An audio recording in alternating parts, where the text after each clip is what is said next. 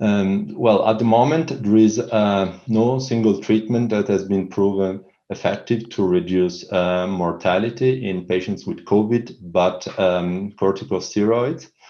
So 1 year after the start of the pandemics, after the first outbreak, we basically have no other choice than giving these patients, and I'm referring to hospitalized patients, corticosteroids, and hoping that the vaccine strategies will minimize the number of new infections.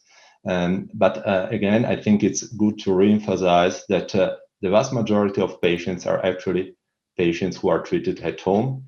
And for these patients, I'm not aware of any national strategies that is supporting them, and especially supporting them, the home family physician, to actually follow up these patients and also provide them with a adequate care during the pandemics.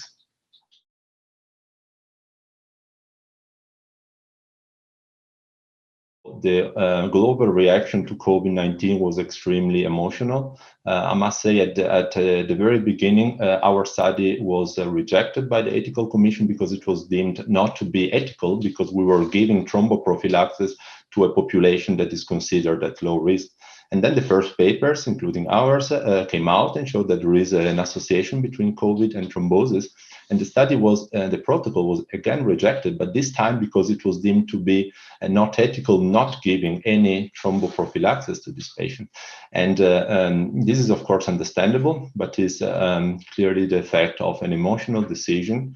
And the same emotional decision led to a conspicuous number of observational studies that actually are not advancing the topic, and at the same time are possibly slowing the conduction of interventional studies that are ultimately those studies who are telling us whether a treatment is effective and safe or not.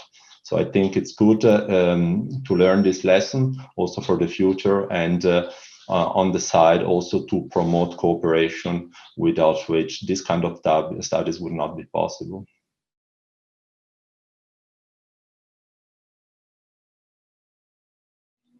So this is one of the probably 3 or 4 studies that are running globally on this topic. And the aim of our study is to clarify whether routine thromboprophylaxis can be suggested to high-risk patients with symptomatic COVID-19 who must stay at home. At the moment, in the whole medical field, there is no such a study in medical healed patients. So all studies come from cancer patients or post-orthopedic, post-surgery studies. So basically, it's not known, not even for COVID, but also for normal influenza, let's say, whether thromboprophylaxis can be of some utility in this group of patients. And these, of course, apply to the vast majority of COVID-19 patients that are probably more than 90 or 99% of the whole population group.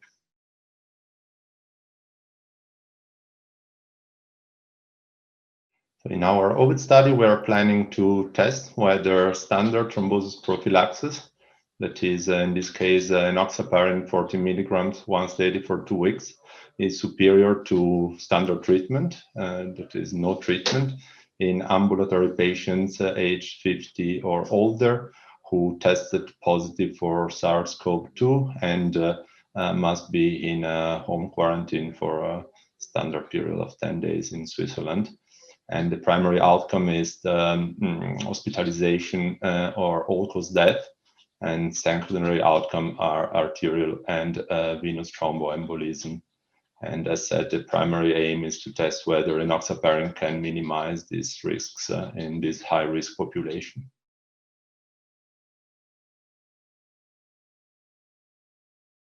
So in this study, we are focusing on high-risk patients without other indication for an anticoagulant treatment. So high risk is defined primarily by 2 criteria, and that are age. So we know that age correlates very good with hospitalization and death.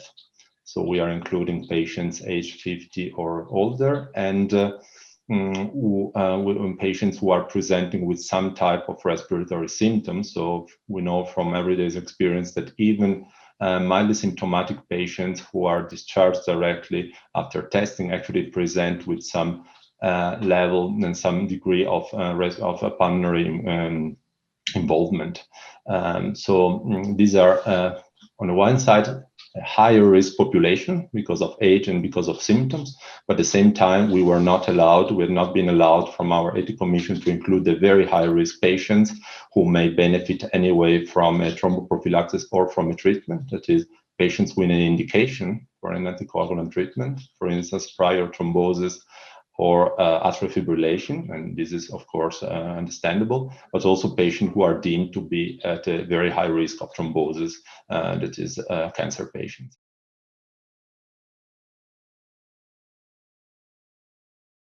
So we are currently completing the first part of enrollment, and we are expecting to run the first interim analysis after the inclusion of the first 500 patients, which is expected in approximately 2.5 months from now. And at the moment, the study is being conducted only in Switzerland, and starting February, it will be extended to Germany and Italy. So actually this time frame, 2.5 months, might be a bit shorter if the German and Italian centers will be able also to support us with recruitment.